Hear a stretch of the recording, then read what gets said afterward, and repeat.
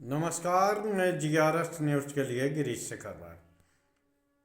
नैतिकता और दूसरों को नैतिकता और सिद्धांत का पाठ पढ़ाने वाली भारतीय जनता पार्टी सत्ता के लिए कितनी उतावली है कि वो न सिर्फ उस कांग्रेस से गठबंधन कर सकती है जो जिसके देश मुक्ति का नारा लगाकर मोदी सरकार सत्ता में 2014 में आई थी। आप सभी को ध्यान होगा किस प्रकार 2014 में कांग्रेस मुक्त भारत का नारा लगाकर मोदी प्रधानमंत्री पद पर आसीन हुए थे। लेकिन जब सत्ता पाने के लिए सीट फंसी तो झट से उसी कांग्रेस से गठबंधन कर दिया। भारतीय जनता पार्टी के नेता खासकर हेमंत बिश्व शर्मा, योगी आदित्यनाथ, यहाँ तक कि देश के प्रधानमंत्री मोदी भी हिंदू मुस्लिम करते हुए नहीं आघाते हैं। उन्हीं की नई भारतीय जनता पार्टी ने किस प्रकार ओवैसी की पार्टी से गठबंधन करके अपनी एक सीट पक्की की, इसकी जानकारी भी इस ब्लॉग में हम देने वाले हैं। महाराष्ट्र का चुनाव जो कि स्थानीय निकाय का था,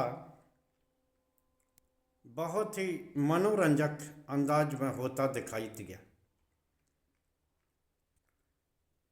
ठाणे में जो कि एक तरह से एकनाथ शिंदे जो कि एनडीए गठबंधन में हैं और पूर्व मुख्यमंत्री रह चुके हैं, वर्तमान में उप मुख्यमंत्री हैं, उनको सबसे ज़्यादा ठाणे के अंबरनाथ में सीटें मिली थी। लेकिन भारतीय जनता पार्टी ने वहाँ कांग्रेस से गठबंधन किया और अन्य पार्टियों से गठबंधन किया और एक मंच बनाया, अंबरनाथ विकास मंच, और इसकी सूचना जिलाधिकारी को देकर बहुमत से अपनी अध्यक्ष अपना बना लिया है। वो एकनाथ शिंदे जिनके के सहारे भारतीय जनता पार्टी महाराष्ट्र में घुसपैठ की, शिवसेना में तोड़ फोड़ की,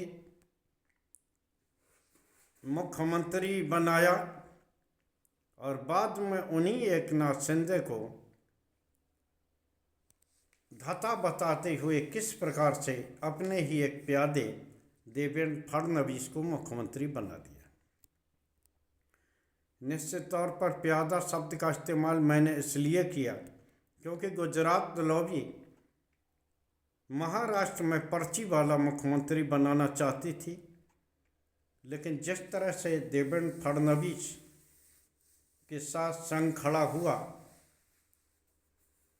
उसका ही ये असर है कि आज देवेंद्र फडणवीस मुख्यमंत्री पद पर आसीन है। जैसे ही ये जानकारी कांग्रेस के हाई कमान को हुई, उन्होंने तुरंत ही वहाँ के ब्लॉक अध्यक्ष और सभी अपने 12 पार्षदों को दल से निलंबित कर दिया।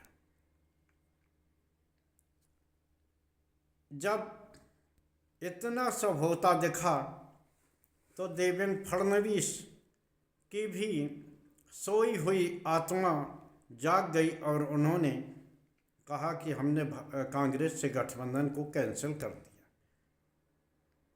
उनके बयान से ये साबित हो गया कि किस प्रकार भारतीय जनता पार्टी ने एकनाथ शिंदे को ठिकाने लगाने के लिए कांग्रेस से गठबंधन किया था। इसी प्रकार अकोला की अकोट पंचायत में हालांकि मेयर का चुनाव भारतीय जनता पार्टी ओवैसी की पार्टी एआईएम से 5,000 से अधिक मतों से जीत गई थी, लेकिन बोर्ड में उनका बहुमत नहीं हो रहा था। इसके लिए उन्होंने उसी दल के 5 पार्षदों को तोड़कर अपने में शामिल किया और अलोट विकास मंच बनाकर किस प्रकार से ओवैसी के पार्टी के पार्षदों को अपने में साबित वो ये दर्शाने को काफ़ी है कि भले ही भारतीय जनता पार्टी हिंदू मुस्लिम करती रही हो, यहाँ तक कि ओवैसी पर अन्य राज्यों में विपक्षी दलों में तोड़ फोड़ करने का आरोप लगता रहा है, वो आरोप भी एक तरह से सही साबित होते हुए दिखाई दिया जब अलोट में उन्हीं ओवैसी की पार्टी के 5 पार्षदों को लेकर भारतीय जनता पार्टी ने अपना बहुमत अलोट में बना लिया। निश्चित तौर पर यह दर्शाता है कि सिर्फ कार्यकर्ता और आम जनता ही वफादार होती है। नेताओं को कब क्या हो जाए और कब कौन सा वो आचरण कर दें, ये देखने वाली बात है। वो एकनाथ शिंदे जिनके लिए देवेंद्र फडणवीस को दांव पर लगाया गया और जो एकनाथ शिंदे के लिए अजीत पवार के लिए चक्की पीसिंग करते थे, उनको भारतीय जनता पार्टी गठबंधन एनडीए गठबंधन में शामिल करके फडणवीस को उप मुख्यमंत्री बनने के लिए विवश किया गया। लेकिन अब उन्हीं एकनाथ शिंदे को साइडलाइन करने के लिए देवेंद्र फडणवीस किस स्तर पर उतर आए, वो पूरे देश ने देख लिया। राहुल गांधी ने कांग्रेस में 3 जो घोड़ों की बात कही थी, एक वो घोड़े जो लंबी रेस के घोड़े होते हैं, एक वो घोड़े जो बारात में नाचने के काम आते हैं, और वे एक लंगड़े घोड़े जो ना लंबे रेस के लिए हैं न बारात में नाचने लायक हैं, केवल पार्टी पर बोझ हैं। वो संभवतः राहुल गांधी ने अब करके दिखा दिया है किस प्रकार से उन्होंने स्थानीय स्तर पर गठबंधन करने वाले अपने नेता और सभी उन 12 पार्षदों को दल से निलंबित किया जिन्होंने कि अमरनाथ नगर परिषद में भारतीय जनता पार्टी के साथ गठबंधन कर लिया था। निश्चित तौर पर यह दर्शाने को काफ़ी है कि जो भारतीय जनता पार्टी खुद को पार्टी विद डिफरेंस बताती थी, अन्य पार्टियों से अलग बताती थी, सत्ता के लिए उसके लिए कोई भी दल अछूत नहीं है।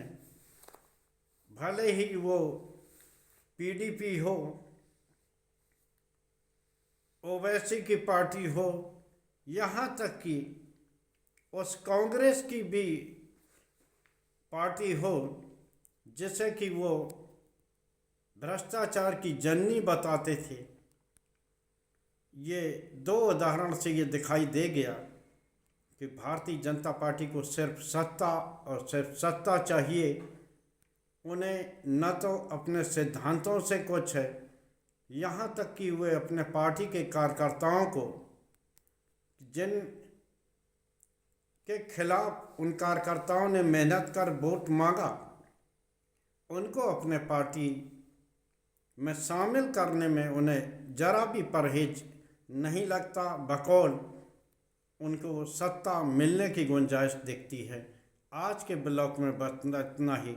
जय हिंद, जय भारत। आप लोगों से निवेदन है कि आप हमारे छोटे से चैनल को सब्सक्राइब करके हमें ताकत प्रदान करें। कमेंट करें कि आपको हमारा कंटेंट कैसा लगता है। आज के ब्लॉग में बस इतना ही। जय हिंद, जय भारत। कल फिर किसी नए मुद्दे पर आपके साथ जुड़ने का प्रयास करूंगा। जय हिंद।